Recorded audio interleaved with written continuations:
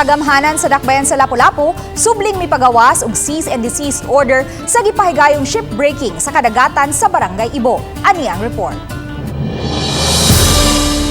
Uban ng Lapu-Lapu City Police ug PEZA Police subling giserve sa taga City Environment and Natural Resources Office ug City Agriculture and Fisheries Office ang cease and desist order nga una nang naserve sa dakbayan niadtong Oktubre sa nakalabing tuig apan giingong wa tumana sa kompanya. Gidawat kini sa usa sa mga kawani sa Angkla Construction and Demolition Waste Collection Services ug miatubang usab kanila ang foreman sa usa sa mga kontraktor.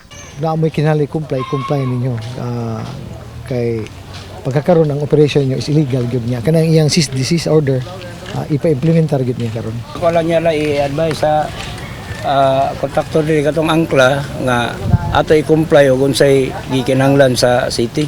Gipasabot ni Lapu-Lapu City Councilor June Alforque kinsa mo'y nakig-coordinate sa taga PEZA nga mihangyo ang dakbayan ngadto sa PEZA nga dili lang pasirhan ang Gate 5 kay kini ang access road sa mga mulupyo sa dapit.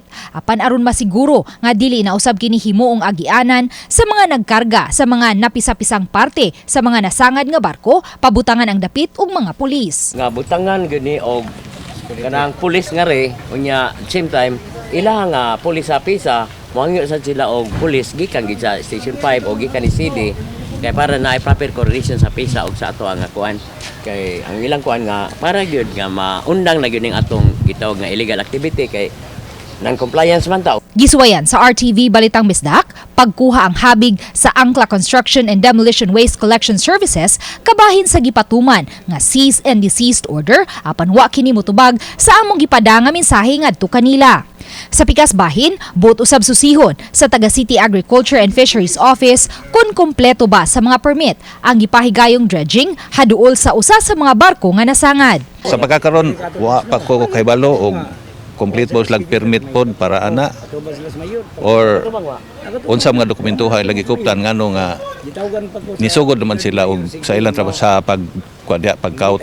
Sa pagkakutlo ning balita, wala pa makuha og habig ang tag-iya sa maong shipping company. Uban ni Marlon Melgazo, Luan Narondina, Balitang Misdak.